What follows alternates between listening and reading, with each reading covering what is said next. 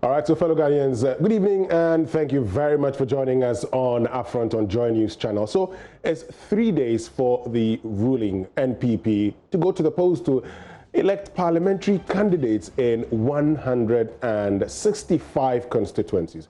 You know, the NPP has members of parliament in 169 constituencies, but we do know there will be no elections in the Ayawaso West Wogan constituency. That's according to the National Executive Committee of the party, and 3 other constituencies have been put on hold.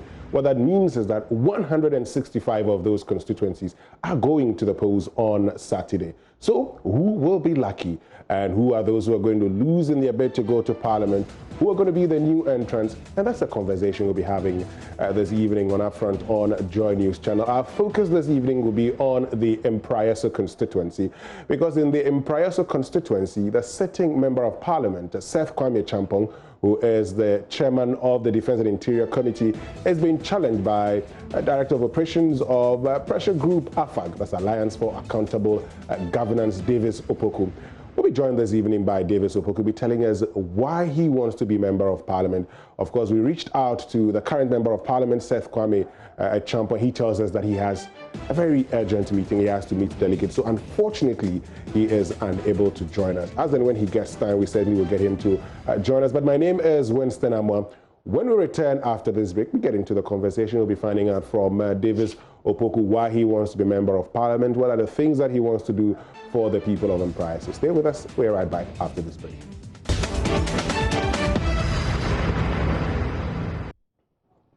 All right, so welcome back from that short break, and thank you very much for staying with us. Just join us. This is UpFront on JoyNews channel, and our focus today, of course, is on the NPP primaries, and you can trust us here at your election headquarters to make sure that you get to know everything concerning the NPP, even as they go for primaries come Saturday, the 20th of June. But tonight, we've been joined by aspiring member of Parliament, or maybe aspiring parliamentary candidate of the NPP for the Mpraeso constituency. That's Davis Opoku. Davis, good evening, and thank you very much for joining us. How are you? I certainly do believe that you're doing very well. And how's the campaign treating you? Oh, a bit of a stress, but I'm hopeful. I mean, that's how it is. You need to work harder and leave the rest to God. So I'm working harder, and I'm hopeful that God would reward us with victory. Well, putting aside the God element and finding out, why did you decide to do this? Well, I think that as a young politician, I mean, we should always aspire to serve. I mean, we need to find opportunities to serve our good people. I mean, you know me way back from the university. We've been involved with the NPP. I've served the NPP in diverse ways, and I think this is a time for me to contest the parliamentary seat in Mpraeso and hopefully contribute my quota in developing my constituency, in developing Kwao, and also Ghana as a whole. So our party is a party that believes in competition, and I think that is what we are doing. But Davis, you can certainly contribute to your quota without necessarily being a member of Parliament. So why would you want to choose, that route? Well, I've served in diverse ways. I've been a TESCOM president, and it's all about service. I've served at the party office, worked with several people at the NPP headquarters. I've been involved with the Alliance for Accountable Governance. I've also served very well in several, and I think that the time is now. For instance, I'm the president of a group called Professionals Network, and we have seen the need to push for more development to contribute in developing the power that we all see. And I think it's about time that we look for a bigger platform to serve the people well. I've always said that Kwao has a huge potential, especially in areas of tourism, agriculture, and it's important that you have the right person there to connect the dots and make sure that things happen, to make sure that young people get the right jobs to do, to make sure that the tourism drive that we all want to see in Kwahu. I mean, I've always had the opinion that Kwahu is the only place you see a lot of tourist attractions. I mean, talk of the paragliding that we always see annually. It's important that we find ways in making sure that week in, week out, a lot of people come to Kwahu to experience beautiful weather, to experience our environment, to experience the peaceful environment that we have in Kwahu. So it's one of my major focus. We'll get to your focus, but when you say you need the right person, you're suggesting the current member of parliament is not the right person? I have not suggested so. I think that if you look at the history of the constituency, we've had, I think in 1992, we had Mr. Kwabena Boama, who served the party, who served the Kwahu on the ticket of Eagle. Then came in Mr. Safo Mensah, who did 12 years. Honorable Sete Champon is doing his 12-year. I think the time is right for us to shift the gear a bit. We need to raise the bar a bit. And that is why I am coming in. So if I sit on this station to say that it's done nothing, I think I'm doing a great disservice to the job I even aspire to take over. So he's done his bit. As I can say, it is time to move on. It is time to lift the constituency a bit. And that is why I am coming in. Why is it time to move on if somebody is doing what you think, well, he's playing a role? If it's playing a role, why do you need to shift it? What isn't he doing right that you think you are in a better position to do? Well, I wouldn't want to go into what he's doing right or what he's not doing right. I think that, as I said earlier on, our party is a party that believes in competition. Every 4 years, the opportunity is given for people who aspire to lead the party as MPs, who aspire to be members of parliament for various constituencies to pick forms and do that. As it stands now, we don't have a parliamentary candidate entering into election 2020. That's what we're going to do on Saturday. So it's all about ideas. What you are bringing on board. If the delegates and the good people of Kwahu feel that you can contribute or answer a certain need and a certain call, they vote for you. So I think that it's about service. We all want to serve. And at this time, I want to serve as a member of parliament to answer the needs of my people, to be able to, get closer to them and support them in diverse ways. So it's not about what somebody is doing right or what somebody's not doing right, but it's about the fact that it is time for Davis and San Opoku to also come in and do his bit. When you say it is not about what somebody is doing right or not, but it's time for Davis and San Opoku, do I get the impression you're looking at your own ambitions and not the collective good of your society? Well, if you were to speak to any young Kwahu, if you were to speak to any Kwahu from the Mpraeso constituency, they will tell you that one of the selfless and dedicated young men who is championing the Kwahu development agenda is Davis and San Opoku.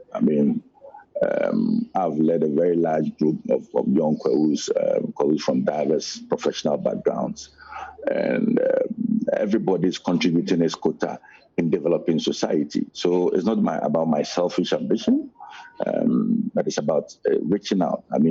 I think that having served as president of the Kwahu Professionals Network, I find an opportunity as a member of parliament to enter into the August House and champion programs, developments, and make laws that will affect the lives of my people. That is why I am coming in.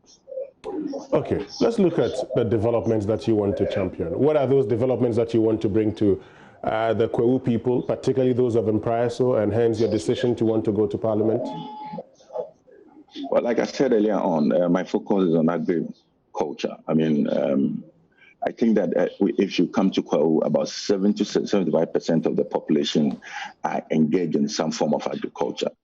I think that they need the right platform to create what I call the value chain. I mean, I've spoken to several farmers who complain that, I mean, they've always had goods gone bad due to bad roads, due to the fact that they don't have the technology to preserve their products. I mean, due to the fact that the market availability is not there.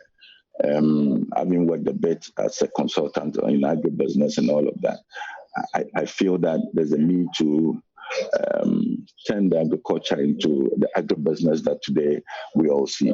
So how do we ensure that we create a value chain, that the farmer does not get stuck on the road, that once the products get to the market, they have the right buyers, that prices are not shut down because there's no market for it. So how do we contribute in doing that? And that's one of my focus. The other bit is with tourism.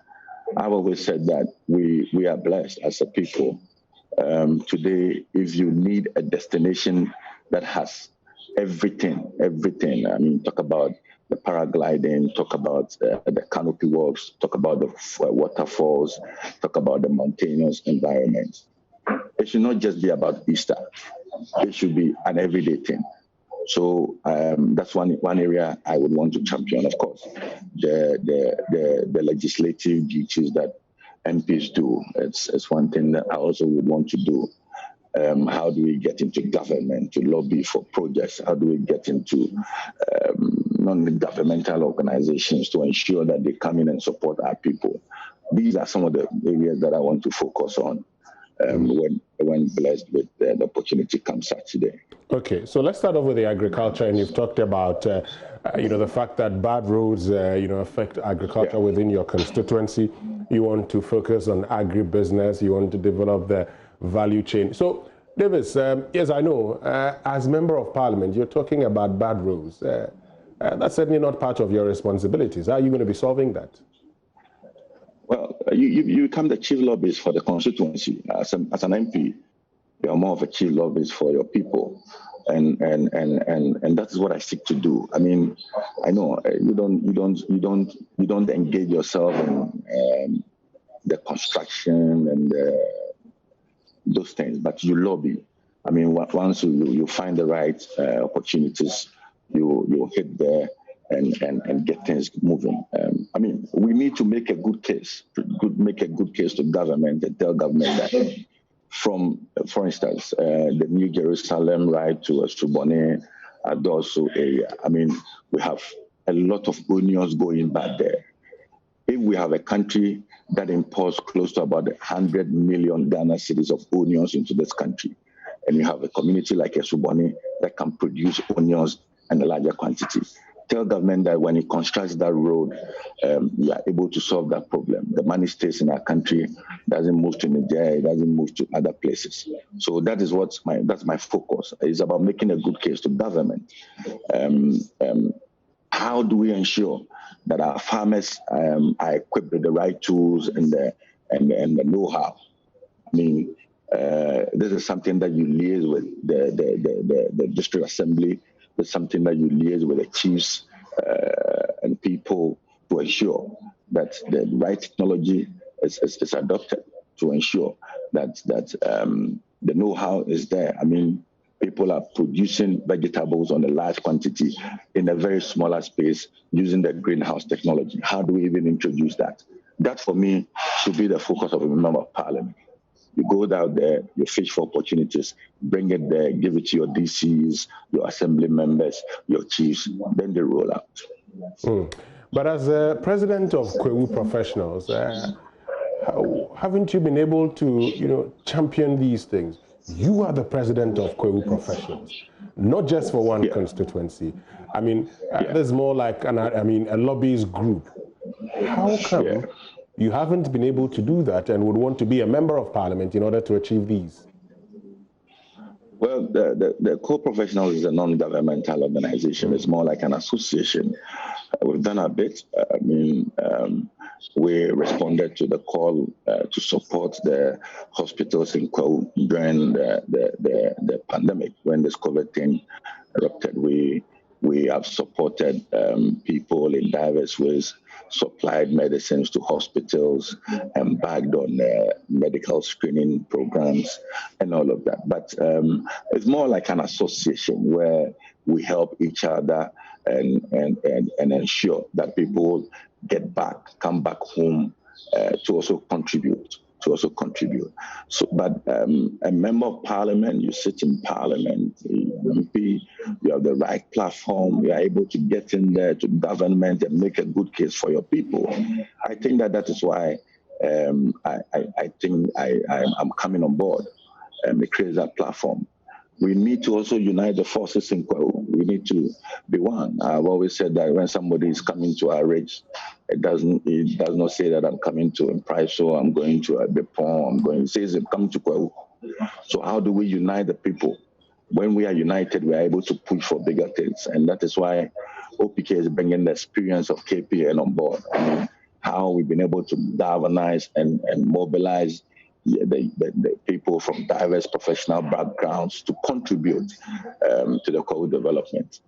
So that is what I bring on board. I think that I've learned something at the KPN, and when given the opportunity as a member of parliament, I'm hopeful that I'll transfer that skills and knowledge to the work. And all these things you talk about, have you actually shared them with your member of parliament? Well, yes. So these are issues that we've been trumpeting all the time. These are issues we speak about on radio. These are issues that are common knowledge. When you come to Kwao, people complain about how to ensure that we have good roads. You don't need OPK to go and tell a member of parliament that get into parliament to lobby for good roads. When you come to Kwao, people tell you that onions are going bad. You don't need OPK to go and tell the member of parliament that get into parliament and find opportunities in ensuring that we have storage facilities in and around this place. People are talking about Kwao tourism. When it's Easter, droves of people come in their numbers to Kwao. How do we scale that opportunity? How do we ensure that every weekend we have people coming in? When they come to Easter, they want to come and see the mountain. When they come to Easter, they want to come and enjoy the paragliding. When they come to Easter, they want to come and enjoy the weather. But we are in June. We have one of the best weathers now. As I speak to you, we are in a very cold situation now. And people would want to experience that, but you don't need me to go and tell a member of parliament that these are common knowledge, we all experience it. All we need is the right person to connect the dots. Yeah, but as one who's interested in, the development of Kwao, as one who's president of Kwao Professionals Network, you certainly should be making these things known to your member of parliament. Refusal to do so should actually push you to want to become the member of parliament to be able to better achieve these.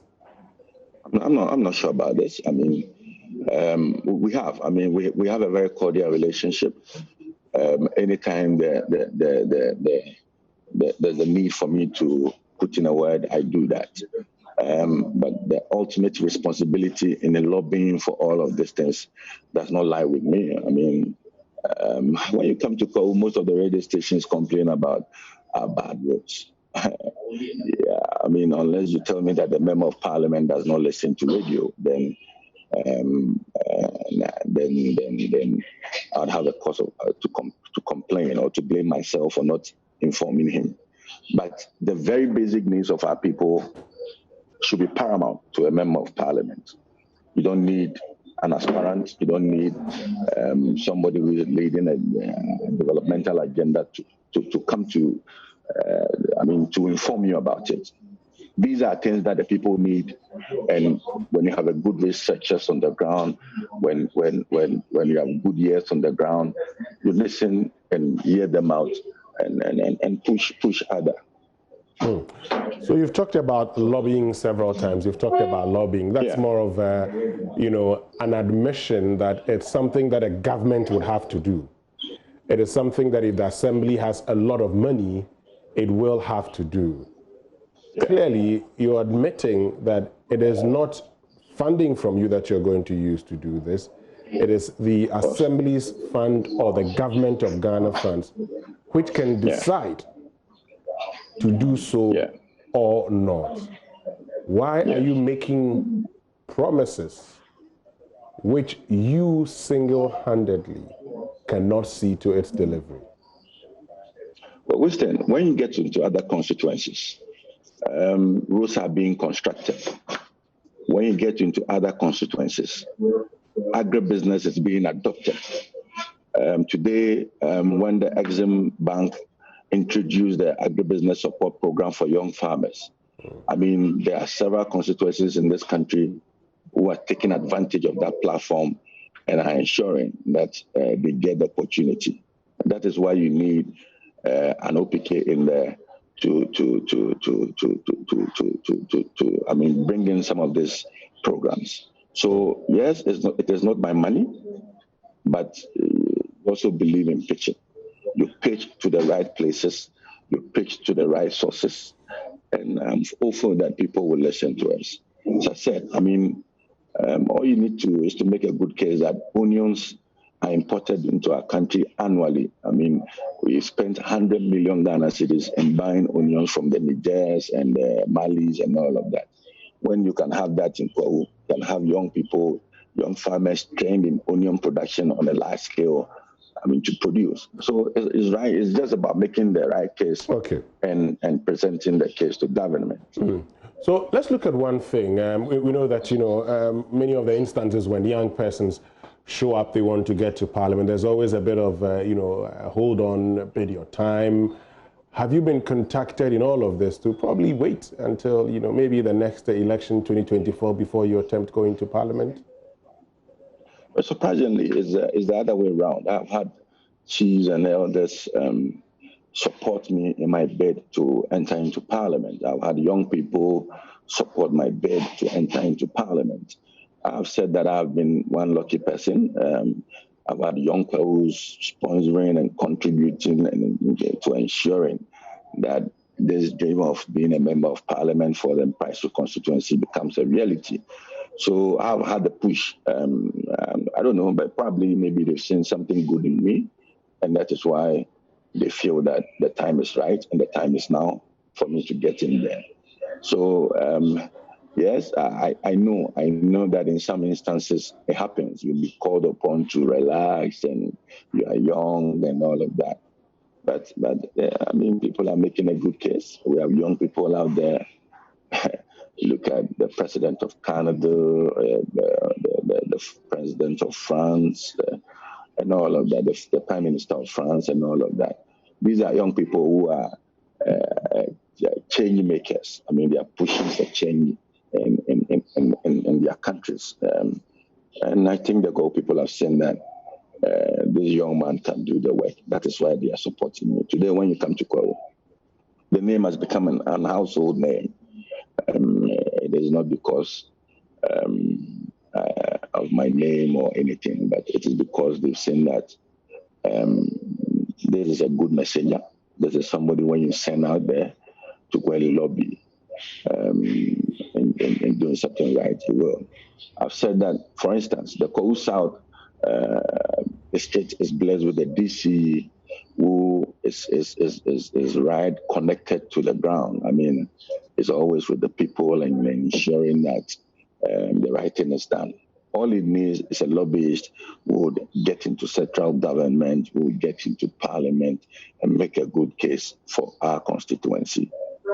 So in effect, you're saying that the Member of Parliament, current Member of Parliament, Seth Kwame Champon, is failed to make a good case for your constituency. He's failed to lobby for your constituency, isn't he? But still, I've not said that. Oh, but in I'm not a coward. You know I'm not a coward. No, but we can reasonably infer. We can reasonably infer when you say that. Those are your inferences. I mean, hold on. So I'm asking you the question. When you say that, you know, the MCE for Kwewu South, you know, is well connected, he knows the ground. What he needs is a member of parliament who can lobby, who can bring things in there. You're telling me that the current member of parliament is not lobbying, is not getting the things you need, and that's the reason why you want to get into the race to bring those things that you need. True or false?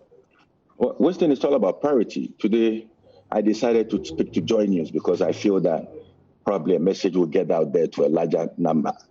That is my priority. Somebody may decide that JoyNews is not a better platform to communicate to his constituents. So, I mean, we all have priorities. I have said that I want to get in there, work closely with the local government structure we have in the constituency to ensure that once we have the right person on the ground, we also get in there and bring the right connections.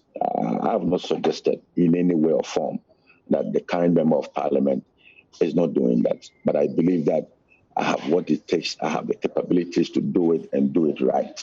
That is why I'm coming in. Interesting. Well, you've not, suggested in your words, if you say that, you know, you need somebody who can lobby to get these things on the ground, it's only an indication that it's something that is lacking currently, and that's how come you want to be there. If everything is right, I'm not sure you want to be there. Those are your words. Those are your words, my brother. You don't disagree with me, do you? And I say those are your words. But you don't disagree with me, do you? I am here to talk about what I can do. I am here to speak to my capabilities and my plans, not to talk about somebody. I don't want to engage that. It's been something from day one. My campaign is focused on what we can deliver, what we can do for the people, and not what somebody is doing or is not doing right. Okay. We'll still focus on what you can do, but you know, someone just sent me a message that says that some time ago you actually posted that let me go, one last lie, an indication that you were speaking to probably, shelve your ambition for now. Come again. So someone has sent me a message that you posted on Facebook at a point in time that when they tell you that, oh, I'm going for my last term before you come, it's a lie. An indication. He wants me to find out from you whether the current member of parliament actually got in touch with you. I think it was a trend then. I mean, everybody was contributing. I copied from someone and posted on my wall, and it is not directly connected to my constituency. But as you indicated earlier, I mean, this has been the practice where if young people aspire to be members of parliament, they are called upon to relax a bit and all of that. So it's my platform does not only speak to issues of Kwewu. I mean, I've spoken on issues concerning UCC. I mean, you and I, we went to the UCC. So you don't need to connect my post to current issues. I think that would be unfair. But did the MP contact you in any form? Did he speak to you to probably hold on? No, he's not done that. He's not done that. Okay, good. He's not done that. So you've talked about. I mean, yeah, go ahead. If he what? I've said that I'm a Democrat. You need to weigh yourself personally. You need to pray to your God and ask your God whether the time is now and the time is right for you to do some of these things. Once you get the green light from God and you consult your family and you consult your friends and everybody thinks that there's a right opportunity and the right time to do these things, you go in there for it. So for me, it's not about what somebody says to me or what the small group of people will come into a corner and tell me that, hey, we want you to wait a bit and all of that. Once you have the capabilities, you have the strength to aspire, you need to go in there and grab it. So talking about having the strength to aspire, I mean, finances play an important role. I mean, there's been research upon research that indicates that you have to spend hundreds of thousands in order to get to Parliament. You're facing that same situation? Well, in my case, it's not been the case. I mean, I spent some thousands on filing my nomination. And of course, the vehicles that you use, you need to pay for your petrol and all of that. But I've had polling station officers, I've had constituency officers who are contributing to the campaign. I mean, people are contributing financially, people are contributing with their power, people are moving all around and ensuring. So I've not spent that much on my activities. I'm not too sure I've done that. But of course, I mean, you need to buy a fuel, you need to buy core credit, you need to buy internet to talk to Western on JoyNews today, and it's all about money. Great. So you've talked about wanting to help when it comes to agriculture and tourism. Apart from these two, what other things would you want the people of Mpraeso to look at and vote for you come Saturday? Well, I've said that you need a member of parliament who would champion the needs of its people. I mean, for instance, somebody stood on the floor of parliament, a first timer, and said that in Kotia, in Nyansa and all of that, they don't have electricity. Today, they are connected to the national grid. I think we need to go in there and tell the government and the good people of Ghana that when you get to Ntomem, we don't have a good road. When you get to Esikem, we don't have network, we don't have electricity. When you get to Kwekuyabua, they don't have electricity, they need good roads. When you get to Mpraeso and the Sukwa and the Mamfi area, always cars get stuck. I mean, food products from the farms get rotten, and farmers always are at a loss. You need a lobbyist, you need a parliamentarian who can say these things in public. And I think that is what I have, and that is what I intend doing. So, for instance, talk about roads. We need to make a good case why government must come in and construct roads. Talk about education. I mean, I want to encourage the teachers here. So by instituting what I call the MP's annual more like a recognition program for teachers, where we recognize and appreciate teachers who have served in our communities for over 10 years, teachers who are doing well, teachers who are producing good results and all of that. So this is one aspect. We need to get in there and talk to GetFund and find ways at which we can get scholarships for our young people. We need to get into scholarship secretariat to ensure that our young people are connected. I mean, they get the right schools to attend, study medicine, study law, study, education and all of that, and come back and contribute their quota as well. So, all in all, you need somebody who can be the voice for the people, and that is what I want to be. I want to be the voice for the people. I want to be the alerts. I want to be able to get in there and push and say that, yes, this is Kwahu South. This is the Mpraeso constituency, and this is where, people, the focus should be on. Davis, aren't you, you're more or less biting more than you can chew? You have a situation where, the national cake is for everybody. We have, some 254 districts. And so if you're looking at GetFund scholarship, how many, for instance, can you get for your people? Well, even if we get one, it's a good case. If we get one, it's a good case. So if we get one road construction, it's a good case. If we get one school built, it's a good case. When teachers are being motivated enough, it's a good case. When you have nurses and doctors wanting to come to Kwahu because of a program that appreciates that effort, it's a good case. When you have young people who because of the various constructions and because of the programs in agriculture and all of that, do not want to migrate to Accra and be working there, and would want to stay home and engage in farming, I think it's a good case. If we have the right value chain where people are engaged in marketing the products and transporting the products and all of that, I think it's a good case. So, Weston, as I've said, it's not about my money. I'm I'm not too sure I have the money to be constructing roads. No single person in this country has the resources to be constructing major roads, 10, 20 kilometer stretch of roads. But once you have the voice and the leg out there that is ready to champion the necessary things that the people need, I think that is what brings development. Today, I mean, we know, I mean, you can talk about other constituencies and the kind of projects and programs that is going on there. I'm not too sure they are better than us.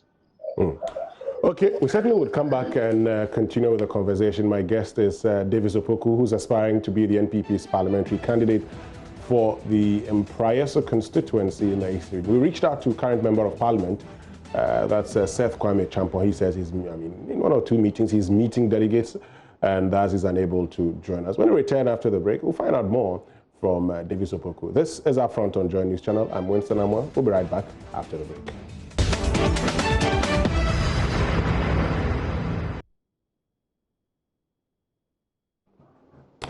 All right, so welcome back from that short break, and thank you very much for staying there. Still live on UPfront on JoyNews channel, and my guest this evening is aspiring parliamentary candidate on the ticket of the NPP for the Mpraeso constituency. That's Davis Opoku. So, Davis, you were talking about the things that you're going to do. You've talked about, the lobbying that you're going to bring to the people of Kwahu South, particularly your constituency, Mpraeso.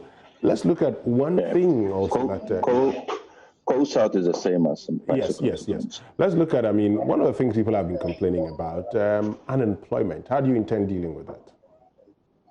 Well, so for instance, I think one of the areas where we have not focused on as a people is creating jobs out of agriculture. And that is why I keep on stressing on agriculture. I keep on stressing on agribusiness. I mean, it is not attractive to the youth because they feel that there's no money in there. But when we begin to make the right cases, when we begin to tell them that, hey, that is not the case. I mean, there's money in agriculture with the right form of investment, with the right technology, with the right know-how. You can make it in agriculture. Today, in our community, I know a young farmer in a community called Amate in my town, who is doing so well. I mean, when you go to Adosu and Okreji and all of these communities, we have farmers in there who are doing excellently well. We need to be able to make a good case to the other young people and ensure that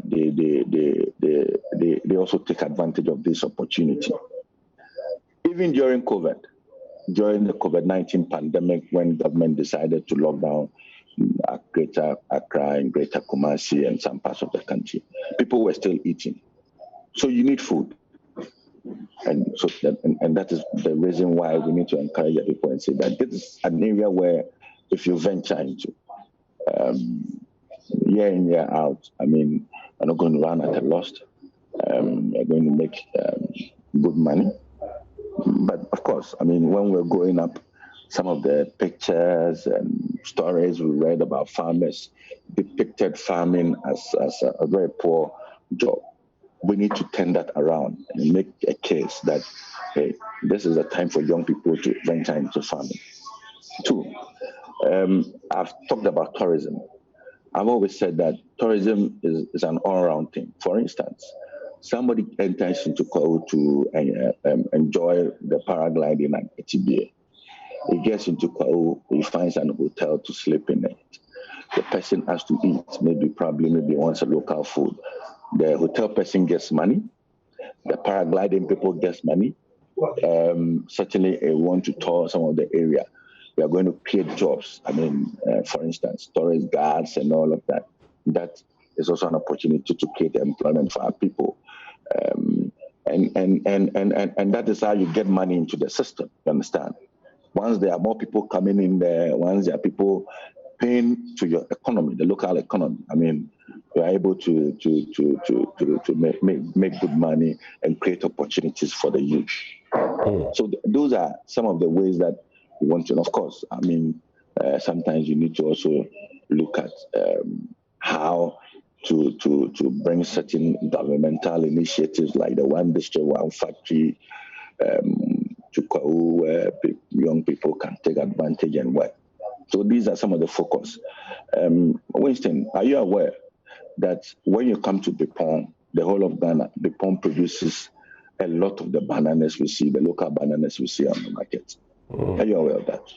I am not aware of that. Continue. Yes. Are you also aware that when you get to places like Pitiku and Adosu and all of that, you have the natural tilapias? A lot of people don't know that it is a cold tilapia that is non-chemical, for want of word. I mean, so these are some of the things that we can make. These are some of the cases that we can make for what we have here. We don't need to go and reinvent stuffs. We need to invent stuffs. I mean, once we have the opportunities here, let's take advantage of this. Let's turn things around and ensure that this program that I've talked about, this several opportunities that I've talked about, creates job for our people.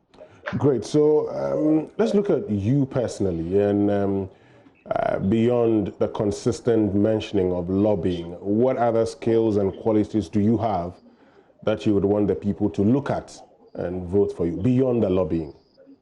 Well, I think you can look at my organizational ability, the fact that I'm able to bring people together, and it's always been at play. I mean, you know me that well, that I'm not the kind of person who would always want to be in the limelight. I want to be able to mobilize people and push them. I mean, and that is the kind of leadership we need, a servant leader, of course.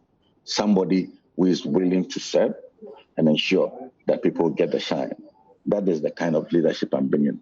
So my organizational ability, I talked about my communication skills. I've touched on, a bit of some education that we have done. And I think all comes to play in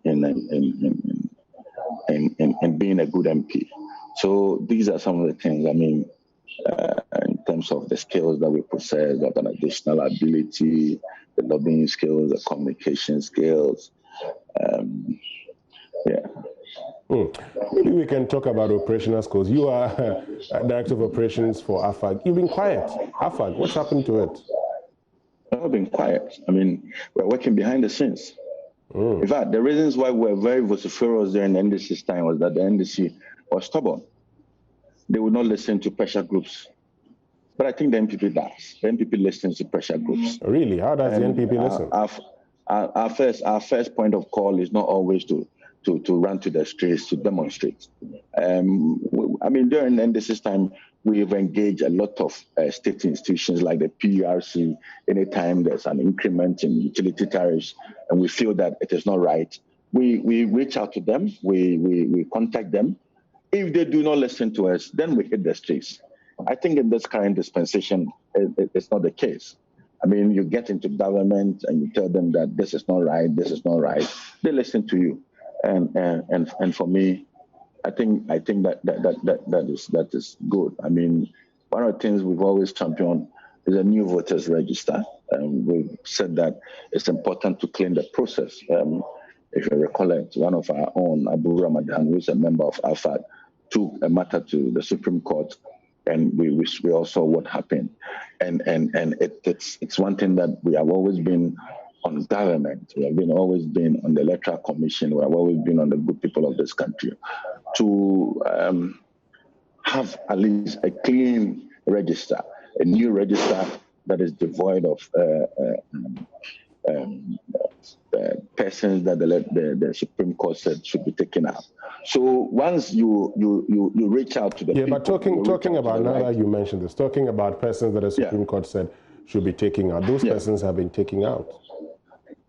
Listen, I know somebody who registered with a passport. He was taken out then. So but they were giving a chance to register again. I'm not. I think it was out of the country, but the inconsistencies, the kind of confusion that this thing has created in the system, it is better for all of us as Ghanaians to ensure. What does the NDC gain if we maintain the old register? What do you lose if the old register is maintained? What do we gain if the what do you lose? if the old register is maintained? Well, you clear some level of confusion that's currently in the system. Where is that confusion? There's confusion all around. What is that confusion? Of course, I've told you that I know of someone who registered with a passport but was deleted. He can register, if his name was deleted, the EC has a chance of compiling a limited register. He can go and register. The EC has also made the case that they want to introduce new technologies, something like the facial recognition, which is something that we have not seen before. And that is how it has always been. Since 1992, almost every electioneering year, there's been something new added to our electoral process. You understand? So if the EC feels that the current system where people whose biometric data is unable to be read by the verification machines would now need to be verified, the secondary point of verification where they use the facial recognition system, I think it's something that we all must embrace. So I'm surprised that the NDC today is all over town crying wolf. I mean, about a register that you lost an election near 1 million. You should be supporting a new register. So I'm surprised. I don't know what they've seen in the old register. But we need a new one to ensure that anybody who wins the 2020 elections wins that on a clean slate. And I think that is what the EC is doing. Well, you are a party in government, Davis, and the opposition party says, it's okay, we don't need it. If you are a party in government and you believe in your chances, why don't you stay with the register that brought you to power? Well, the opposition has always made cases. Some you say they are right, some you say they are wrong. I remember when my good brother Okujetua Blakwa made the case that Ghanaians studying in China, where Wuhan, China, should be brought home. I mean, I'm sure if government had taken the decision then, taking that suggestion then, today the coronavirus would be skyrocketing. So the opposition can make his case, but the ultimate responsibility lies on government to ensure that the right thing is done for the good people of Ghana. All right, so in wrapping up, let me give you a chance to talk to the delegates of Mpraeso who are watching us now on why they should vote for you. Well, first of all, I think I would want to thank them. I would want to thank the delegates. I would want to thank my campaign team members. I would want to thank the Almighty God for this great opportunity that He's given me. I'm very hopeful of Saturday, but I've always said that the ultimate decider is God. So I'm entrusting my campaign, my entire being to God. The will of God should be done. And they know that this is an MP who would get closer to them. They know that this is an MP who is developmentally oriented. They know that this is an MP who will be a chief lobbyist. They know that this is an MP who is willing to work with the young people, who is willing to ensure that there's really visibility, who is willing to get back home and inform his people of the initiatives of government, of the happenings in parliament and all of that. So I'm pleading with them. I'm pleading with the delegates that let's listen to the masses. It is what the young people and the good people of Kowu are saying. If they say they want Davis Ansan Opoku, let us give them Davis Ansan Opoku. And I know that the good Lord who has brought us this far would successfully take us through. Thank you very much for joining us. Thank you, Winston. Thank you. Thank you very much, Davis Ansan Opoku. You need to come to Kowu and campaign. I mean, Davis Ansan Opoku, thank you very much for joining us as aspiring parliamentary candidate for the Mpraeso constituency. That'll be all from us this evening on our front, fellow Ghanaians. My name is Winston Amwa. Up next is Joy News Prime. Do have a lovely evening and keep watching the Joy News channel.